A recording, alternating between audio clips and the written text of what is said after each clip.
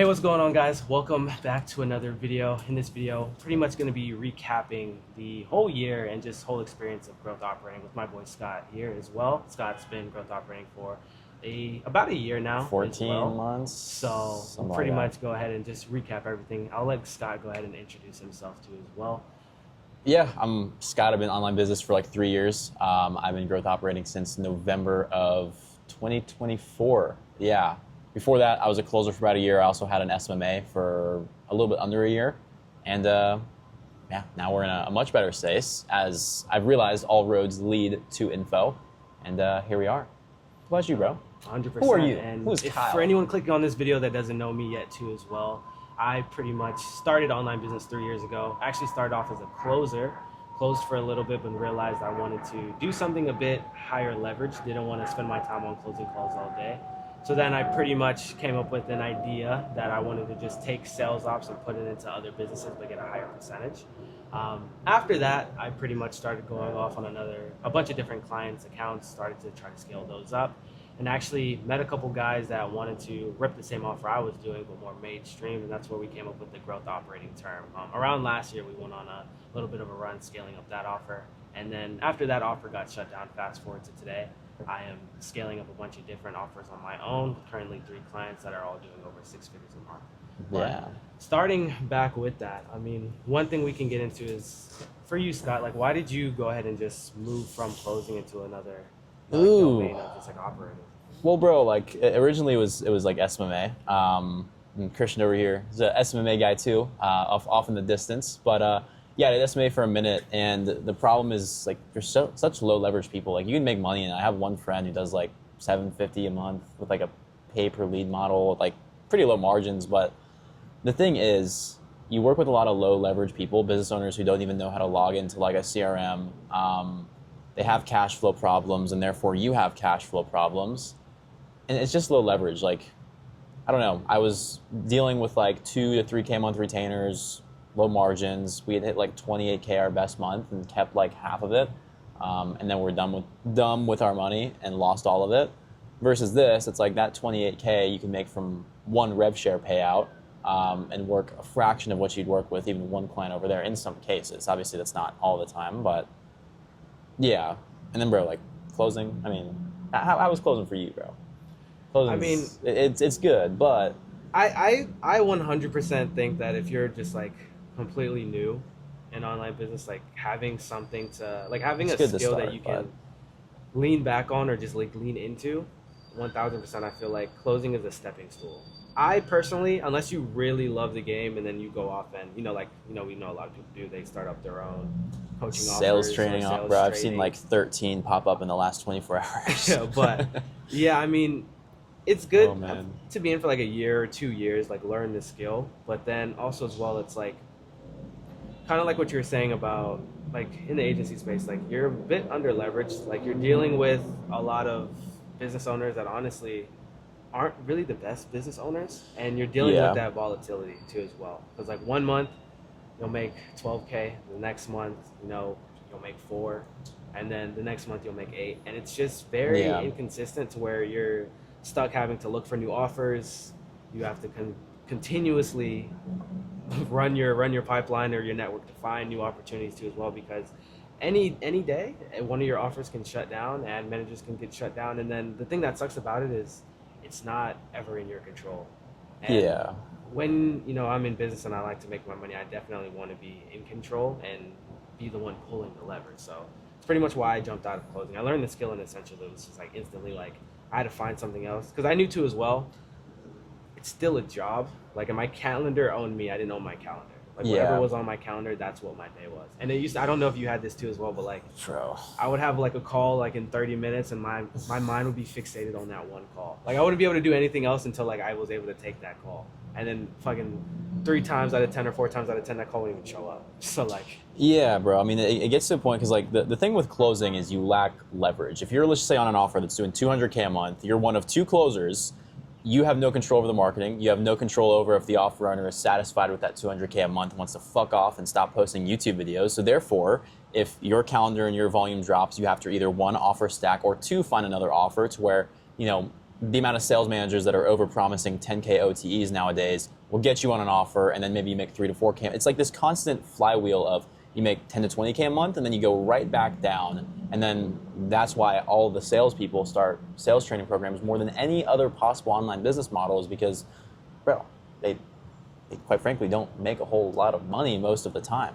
And it's also this feeling too, because like I made decent money as a closer, but you get to the point to where you almost realize that you don't have enough leverage, and you almost get to the point to where like you see things that the offer is doing that you know you could do better, and then like you'll wake up some days, you'll like almost wish you had a no-show, you'll have like 8 calls and you'll be like, damn, I have to take these calls. You get call reluctance.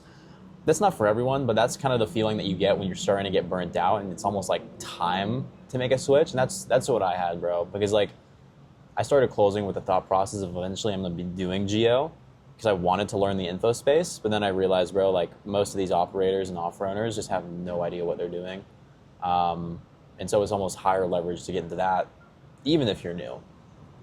So Yeah, no. yeah, a little bit of a rant, but no, I 100% agree. Like that's like I said, it's a good stepping stool to go into. But that's I mean, about it. For you though, like how did you get your first client after you're done closing? Like what? Walk me through that. You actually got a little bit of a massive client, low key. I did. I won't leak the name out of respect for privacy, but it was someone I'd been following for like 2 years. This was actually November of 24. And yeah, it was a client that I'd reached out to like probably 4 or 5 different times. I absolutely hammered him. I was like, hey, let me help you build your sales team. Because when you're a closer, you're not going to pitch someone marketing. If your skill is sales, you're going to start with sales management and eventually transition to marketing. But anyways, yeah, I basically got on his TikTok live, and there's like these things that you could buy, these little like, do you know what they are? You don't have TikTok. But they're like these little like trinkets you could buy to like get their attention, where it's like, oh, donation from this person. They give you like this emoji. I know what you're talking about, like gifts like on the live. And so I kept hammering with him with those, and I would leave the message like check DM, and like with my Instagram username. And eventually he checked it. He's like, let's get on a phone call. And it was weird. It was like a 30-minute phone call after I had just picked up a new car, and so I was like in my car in a Walmart parking lot on a sales call with the guy, and he's like, cool, let's do it. And he sent me all of his like ManyChat logins, Instagram logins, CRM logins, all this stuff before we even signed the contract, which was kind of weird. But yeah, that was that. Yeah, that's actually a good way to get the first client. That was a very unorganized way, but it's got a lot more structure since then. Let's put it that way. But yeah, dude, it was dicey. For sure. I mean, me when I got my first client though. Yeah. I mean, it was kind of interesting because it was like literally, I was on an offer, and I was pretty much like fed up with closing at that point. Like that offer owner was actually like a really shitty offer owner. It would take like, he would pay out commissions like a week late, 2 weeks late sometimes. He would like ghost, literally go ghost if like you were trying to ask him for his commissions, and then just ask about how lead flow was instead. So it was just like, that was like my last straw and honestly closing. So there was just one day I was just taking, I was looking to transition as well, but I was on a sales call, and it was funny because the sales call I was on, it was kind of a fishy sales call. Like the guy obviously wasn't a buyer. Like his stories weren't adding up. Like 1 minute, he'd be tired of his job, but then he had a pretty decent background and even an expensive watch on too as well. It wasn't a crazy watch, but it's like his story compared to. It wasn't like a Temu Datejust or like. Nah, it was a real Rolex for sure. Okay. But I was on the call and it just wasn't adding up, and then pretty much I started to just like look this guy up, and he was a trader. He was like a day trader with not a crazy audience. Had probably at the time like 4,000 followers. Okay. And I essentially was just like on the call, and I just called him out on it. I just like, bro, cut the shit. Like, are you actually here to like buy a program? But I'm like looking at your Instagram, it looks like you take day trading really seriously.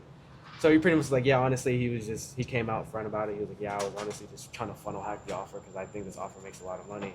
And I was honestly at the point too as well where it's what I wanted to do. So I told him like, I can literally put the same systems that's on this offer right now into his offer. And he was down for it. I literally just pitched him that I'd do it for 20%, and he was hella down for it too as well. And then pretty much after that, that's when I went through and started setting up his offer. I took closing calls myself until it was time to replace the closer, but that was my interesting way of finding my first client. And then after I started making more money with it, and then when I realized it really was what I wanted to do, was when I got off of closing calls.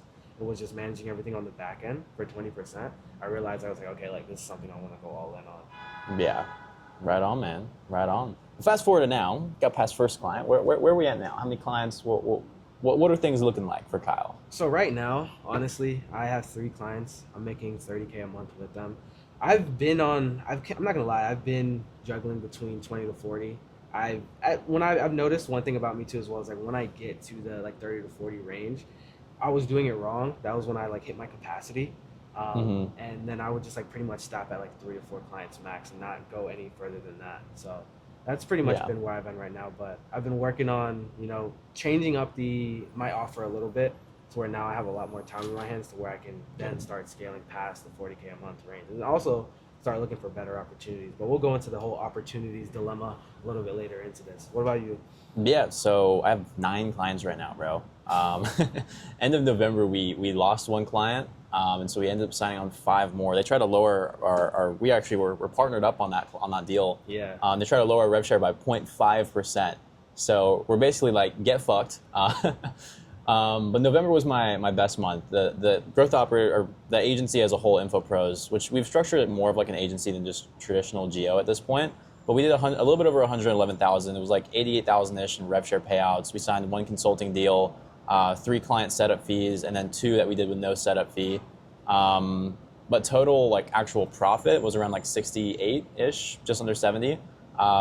Reason being is because nowadays I've kind of realized if you want to get beyond like the couple client mark, you have to, what's the best way to put it? You have to invest in people, right? So on a lot of my offers, I have sales managers. I don't manage any of the sales teams anymore. All I do is the marketing, to where it's like actually structured properly versus being kind of the everything for everybody, like a lot of people try to be, which I just think has helped a lot. And yeah, so that's pretty much it. Yeah, and that was the biggest pretty big unlock for me, honestly, because like I said, like I've always been Bro, we have the same hovering skill set, like the same exact skill set. hovering around like literally 20 to like 40K. And my biggest thing was like when Scott told me he had 9 clients, I was like, bro must not be sleeping. But then he pretty much broke it down to me and was like, Should I show my calendar to the vlog? Yeah, you can show your calendar to the Like today vlog. it's kind of cooked, but like yesterday I had 2 calls.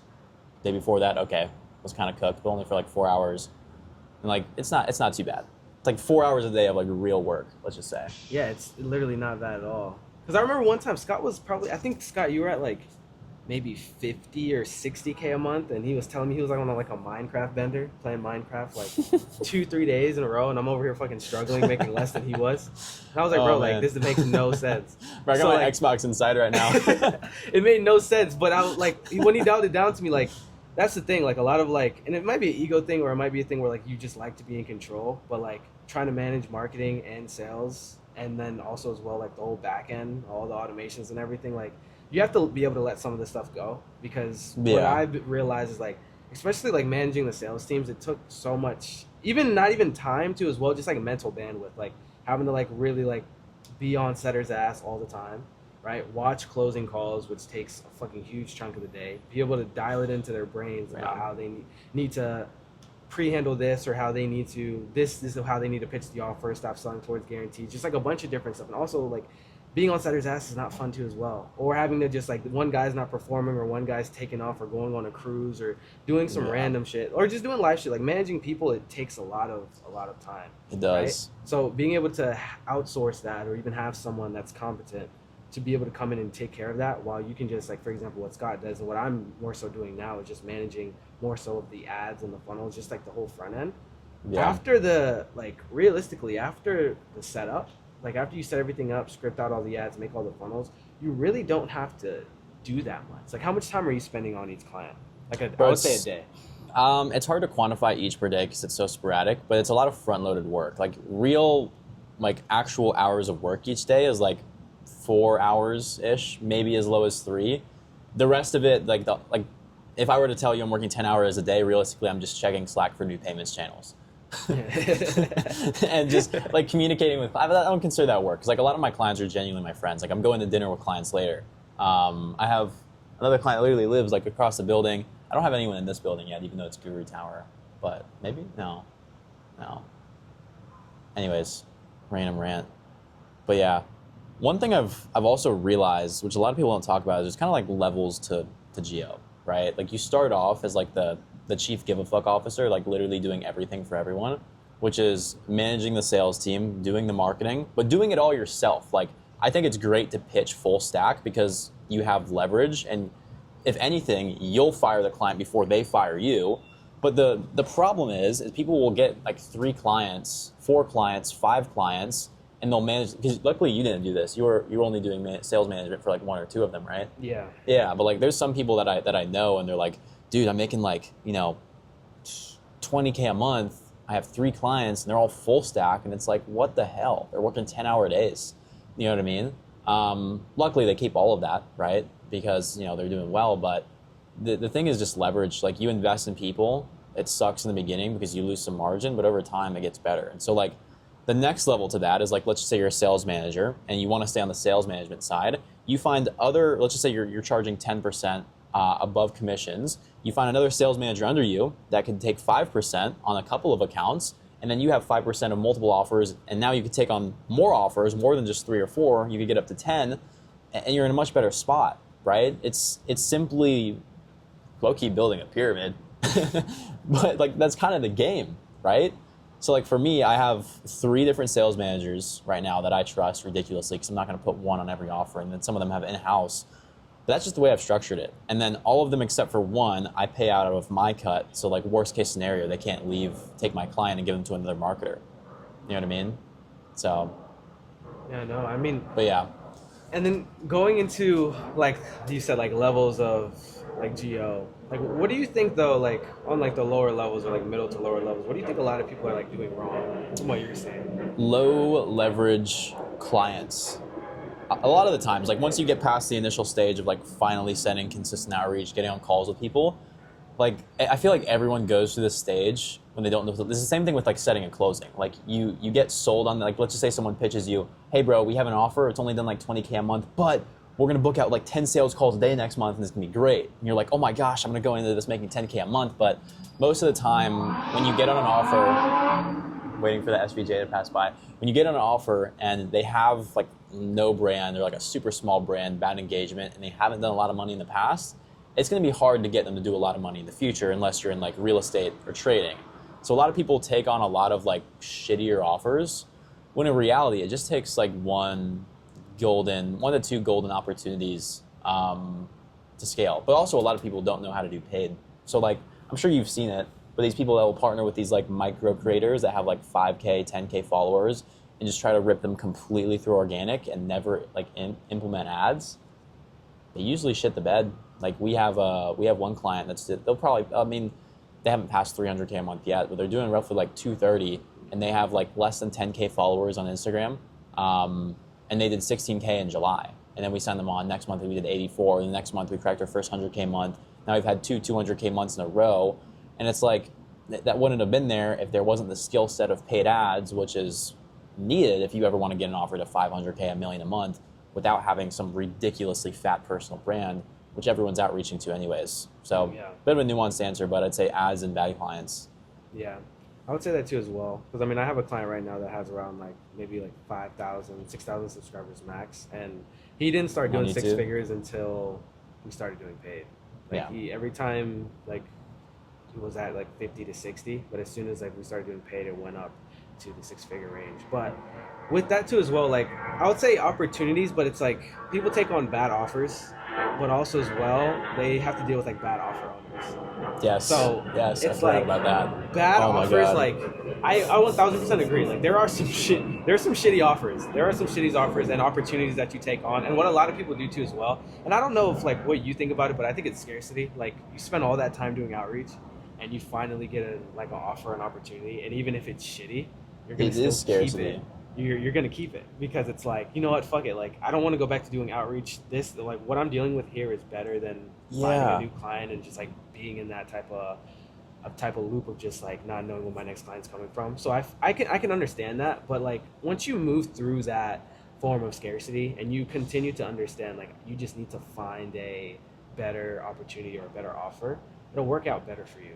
Two as well, like bad offer owners. Like a lot of times bad offer owners they're inexperienced. A lot of times they're inexperienced, but also as well they're just like bad They're business inevitable owners. to find. Like you Yeah. will find them. For example, like even like with the type of results we have, recently had a client a couple months ago try to lower our percentage when we were giving them. It was still profitable. The ROAS was like when you check Hyros, ROAS is like a 3.5, maybe a 4. Sometimes. Yeah, just on ads alone, we got this guy past 700K a month, and the month we left was our best month ever. So check this out. We last month we did what was it, like just under 600, I think. It was like 620. 620, but it was I think it was like the 28th to the 28th we had a 4.4x for the month total. We had like just under or like just over a 4. Bro, I still have access to their high roast, and I logged in the other day. It's what is it? What day of December is it now? Shit, let's find out. It's the 28th, and they decided to cheap out, find a marketer for 3K a month. They don't even have an ops guy, so they still ask us for questions. This month they're at like a 1.8x. They've spent 100K to get like just under 200 back, and with organic included, they've done like 230. So yeah, that's the shit that happens.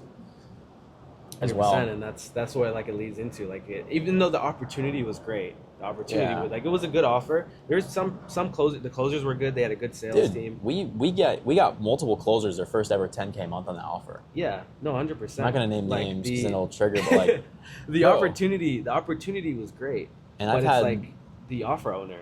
Like it just like it was a bad opportunity. It turned it into a bad opportunity because of the decisions they made. I've already helped 2 of them get other offers, and I have another like 2 or so that are reaching out. I have reached out multiple times looking for other offers, and so that's the thing that happens. Like when you're a closer, that's the shit you deal with, right? It's because you don't have that control. When you're an operator, yeah, you deal with it, but you have multiple clients and a much fatter percentage, and you have control over it. So it's like, I mean, that's just the best thing to have, right? So now, of course, like you're just explaining it to them, like how they need to stay away.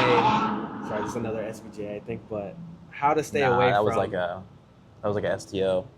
I'm learning the sounds now. Once you're in Miami, you get to start to learn the sounds. Yeah, but knowing like what a bad opportunity looks like, right? It's just like super important. So, for example, like how would you know, like if you were like someone watching the video right now, what necessarily like a good opportunity looks like? Like what do they need to like already see in like the first 48 hours to know like this is something I can 1000% lock in on? There's 2 things, right? Because sometimes you're launching an offer from scratch, and I'm going to go with that first. So if you're launching an offer from scratch, ideally you don't want it to be some like, shitty organic drop shipping offer. I think that's the worst niche to ever fucking exist. But ideally something with someone that has real credibility and is actually an expert. There's so many people that try to launch courses that have no idea what they're doing. Like they maybe made like 10K a month in high ticket sales for 3 months, and now they think they could start a course. Woo! Yeah, it doesn't work like that long term. And so find someone with a true expertise. I have someone that we just brought on that we're launching his offer from ground up. I'm not going to say his name, but he's in 45 days. He's basically accumulated over 20,000 followers, and he gets on average 80 to 120,000 views per video.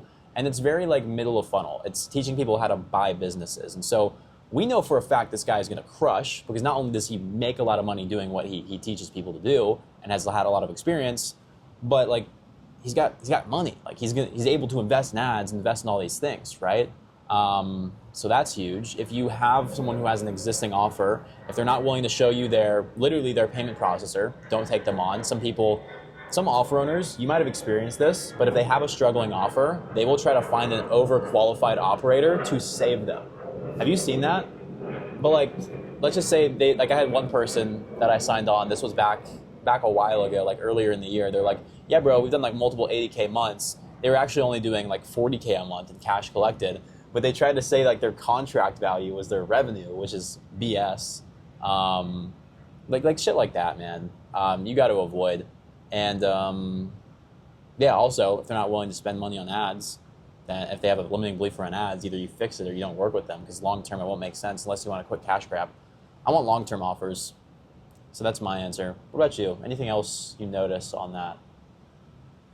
Yeah, I mean, pretty much what I've noticed too as well is a lot of times I've seen like the best offers as well, like they actually still do what they preach. Like they're not like Like fake gurus, you can tell like if they don't do what they say they do anymore. Like it's you can just tell by the type of audience that comes into them too as well.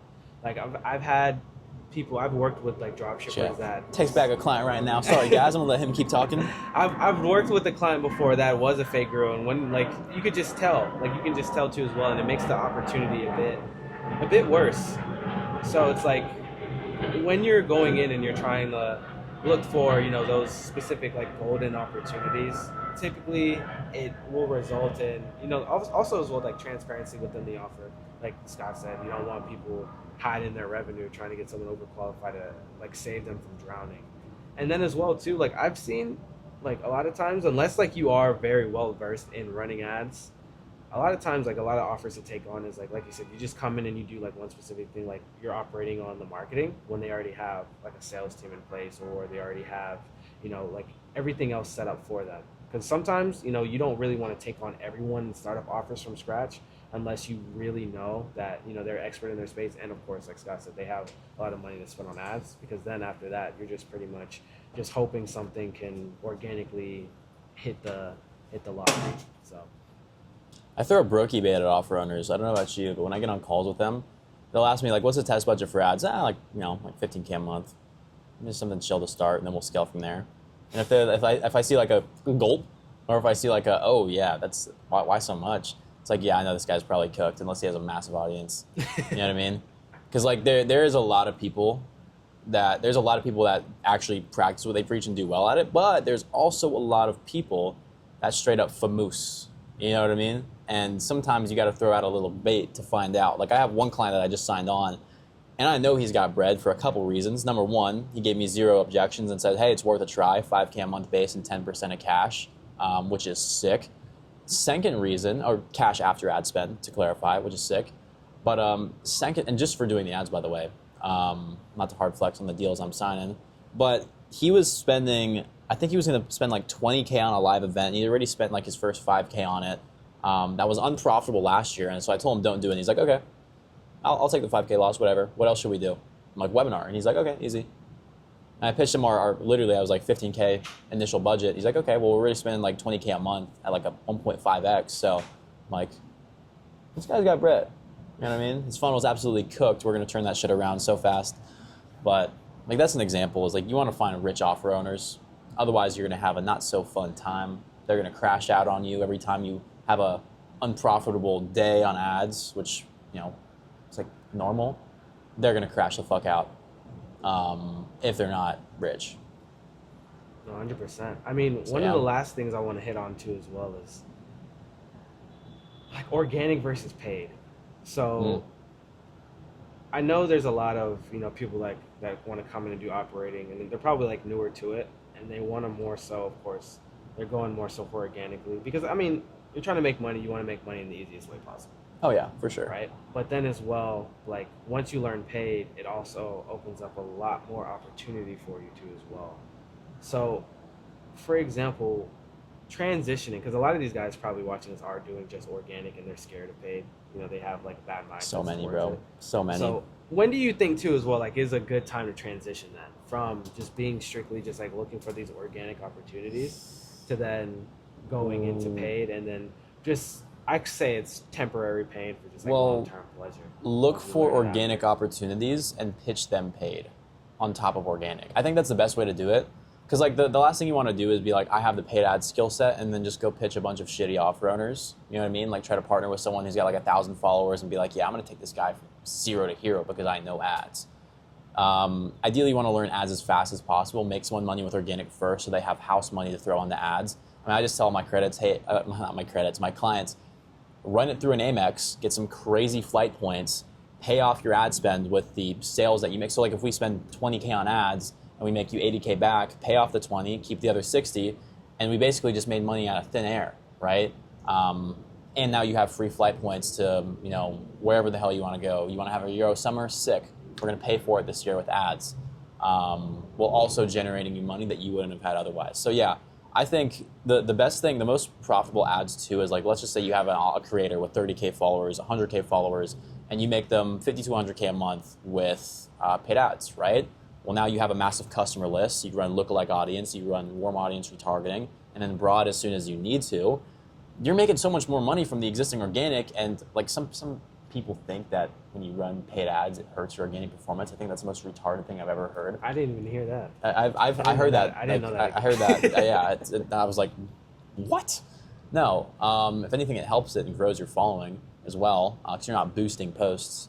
So yeah, you have so much more leverage, especially when you have warm audience to retarget. So yeah, paid ads ASAP. And don't try to just launch anyone. However, I did have an offer that I launched that had like no personal brand. It was like if it's a B2B offer, it's different, and that we did really, really well with, but it's aside from the point.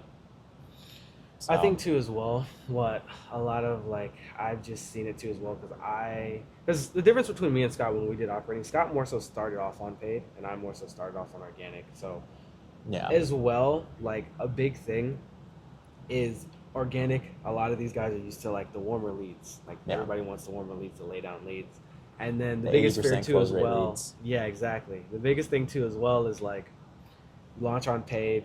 Someone's not your offer owner's biggest fan. It's a little bit different. Ooh. You know, it's a little bit different when they get on the call with them and they're like, okay, like these like cold leads don't convert. Right? I remember Scott showed me a video too as well. Someone like rated Facebook ads as like, it was like a tier list and they rated it as like F tier because he was like, it's F tier, it's hard to scale. Right? It's like yeah. I saw this one person one time. He was like, he made a video. It's like the best funnels to run as an info business, and he put Facebook ads, not even like Facebook ads, call funnel or webinar, as that's how you know he didn't know what he was talking about. And his rationale was because they're hard. Bro, it's because they're hard to scale. If you have organic, that's the best thing. Because like, dude, bro, I have a friend.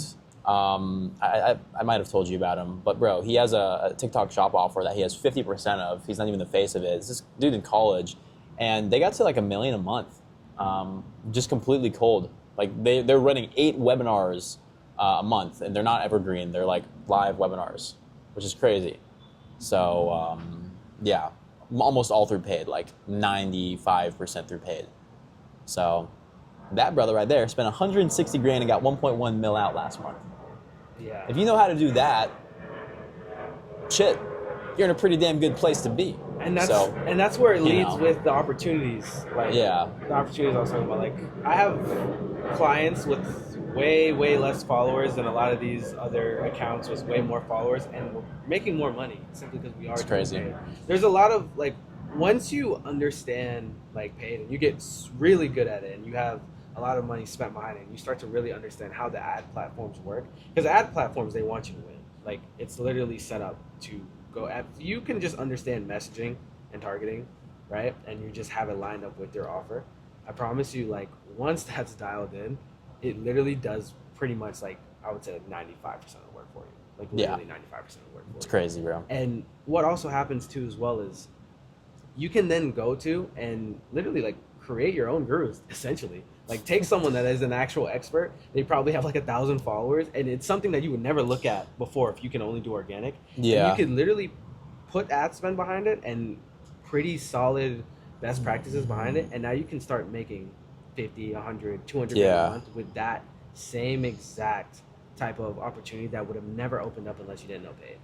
Okay, so let's talk about the last level of geo then at that point. So we have the like chief give a fuck officer, you're doing everything yourself, to then you could ramp up to potentially like 5 to 10 clients, have some things delegated.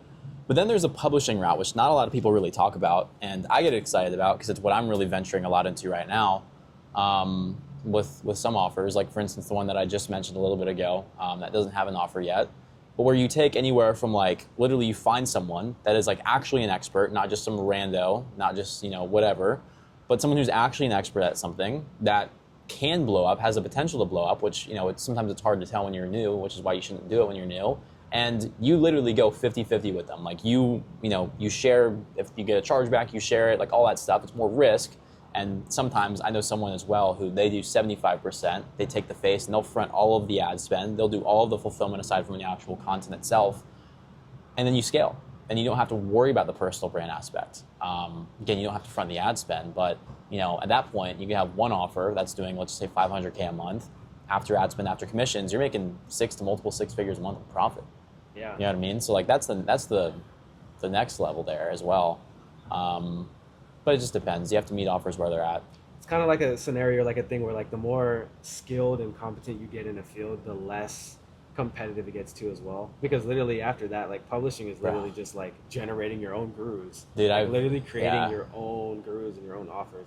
And the thing is like when we speak about leverage too as well, once you put someone in that type of position, right? Like not in a weird way, like to say this in a weird way, but essentially like they're not gonna ever want to really leave. They have no reason to leave. They're not gonna ever want to Why leave. would they Like leave? there's a thing too as well. Like sometimes like a lot of you guys are in like a cesspool where like someone is like operating on one of their clients and then they're getting outreached by like 50 other GOs that are like making insane claims that they probably can't fulfill on. Yeah, and it's like you probably have like a couple bad months and you can get replaced. And they're like using other people's like testimonials. Yeah, and shit. crazy, like a cesspool down there. Yeah, bro. I've seen some crazy shit. I had one person that I was on a call with, and I showed them outreach, and they asked me, they're like, "Hey, Scott, can I use your screenshot, your client screenshots?" What the fuck? No! I'm gonna be like these Eamcom guys and start like labeling them like Scott Kelly's testimonial, do not use. But bro, like, yeah, it was crazy, man. No, but like that happens a lot. Like I haven't seen my screenshots in anyone else's DMs, but like I've seen people get called out on Twitter for like pretending like they've worked with people, for pretending they've done this stuff, for like claiming results that weren't theirs. Like there was this one kid last year that was like an appointment setter that claimed he like scaled Cardinal Mason's offer. Oh, I remember. Yeah, and then he got absolutely gassed on Twitter, which was pretty funny to watch. And yeah, don't famoose. This is a space where if you famoose, it's small enough to where you will get fucked. So don't do it, in a nutshell. Yeah, word moves around really quickly. Word moves around very quickly, and you do not want to be the lying operator or the, you don't want to be that guy, because like people will find out unless you find some guru who's not well versed in the space, which usually if they're not, it's not really a good opportunity. Usually, sometimes you'll find an outlier, but yeah, your word is everything. Your reputation is everything, and if you don't fulfill for a client and you tell them that you were experienced, you're fucked. But if you don't fulfill for a client and you were honest to them that you're new, then they're gonna cut you some slack, right? So honesty is the biggest thing, all around. Yeah, but let's pull them back to earth real quick before we end it off, because they're probably thinking like, oh shit, like I gotta start publishing offers. But no, chill out. For you, I mean, just going into like 2026, like with growth operating, like what do you think is like the biggest thing, like to have, like going in, just like the biggest thing to focus on for you personally? For me personally, yeah. Yeah, I mean the main focus is what's like I try to focus on what's ahead of me, right? So like the clients that I have right now, we signed a lot on the end of November. We signed one new in December as well, and so it's a matter of like half of the clients that we signed aren't off the ground. And if they are, they're like still ramping up slowly, because this time of year it makes sense to double down if you already have an offer. I think like let's just say. Or I won't go too crazy on that. I could touch on that in a second. I was about to get really like nuanced for a second. But the narrative is this. If you have an offer that's already doing well, don't kill momentum during the holidays, gas it. However, rolling in, you don't want to just launch a new offer in December on like paid and go crazy with it. So like rolling into January, we're launching a lot of offers. The clients that we already have, most of them are doubling their ad spend. And so I'm excited for that, because that means that ideally InfoPros can double as well. So that would be sick. But yeah, in a nutshell, what I was going to say is like people are worried about ads being less profitable during holidays. It's like, bro, if you spend 100K to get 400 before and now it takes you 100 to get 300, just spend 150 and have a less return but still do the same revenue. Like, or make no money. Random rant. What about you, bro? What do you see going into this new year of 2026? What's going to happen for you, and then what's going to happen for all of growth operating in general? I mean, personally, what I'm focusing on is just pretty much just scaling up the agency, because it's pretty much like once you know what you're actually doing, it's really not that hard to get more clients. and then the results. It's like a flywheel, right? Like you get more clients, you get those guys insane results, and those insane results bring you more clients, and it just continues to spin upwards. Right? It's like a big flywheel too as well. So that's just the biggest thing, continuing to just work that flywheel, because it gets easier. Like it gets easier. The more clients you get and the more results you get, the bigger results you get, the easier, to the point where you don't even have to touch outreach anymore. People will just hit you up and come to you. Literally, they will just hit you up and come to you. Whether that's from content, whether that's from referrals, right? People are watching, even though when you don't think like, oh, like I used to think it was cringy to post results. Like I kept a lot of that stuff private too as well, but No. I wouldn't do that. I would post your results too as well. Even if you feel as if it's small, it's literally better than people thinking that you don't know your shit or you haven't done anything before. Yeah. So, yeah, that was a big thing too as well for me. Because I mean, in the beginning of this year, I would get on calls and I would have to sell myself more than I thought I would have to. And it was a little bit of an ego thing for me because it's like, why do I have to sell myself to this small offer when I've done 460,000? But it's like they don't know that. So it would have been much easier if I in a month, by the way, right? In a month. $420,000 for an offer. for an offer, but it's like I have to explain that to this offer owner that's doing maybe 50, maybe 60.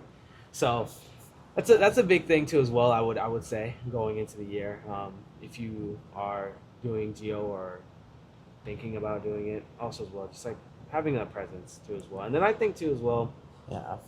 next year the way it's going, realistically, I think where a lot of offers are going to as well. I do see a lot of people launching, more so like AI offers, but I do think the biggest thing, and you'll start to see this too as well the longer you're in this space, as long as you can fulfill on your promise on your offer and the fulfillment is good, you'll be fine. Because like every single year, I see some big guys that are supposed to be, ripping, they'll just crash out.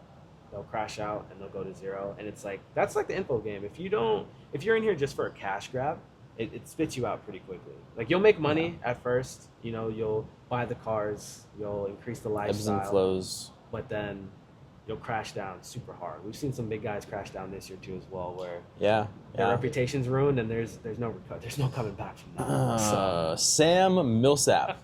we might blur that out, but moral of the story: don't get Millsap. Get money up front. Yeah, don't get Millsap, bro. But I mean that pretty much sums it up for the video. I mean, other than that, you have anything else you want to hit home on or? No, man. I mean, rolling in 2026 for new and existing growth operators is just like, I think one of the biggest separators now is there's so many people in the game, the ones who actually like try to build their own brand while doing it. Like you don't have to when you start, but like build your own brand while doing it. I was on a call with an offer owner a little bit under a year ago, but he's like, bro, everything you say sounds great. Like I believe you, but like, I don't know if I really believe you. So I guess you don't really believe me. You know what I mean? The whole narrative of like, I can't find you on YouTube. You don't have any posts on Instagram.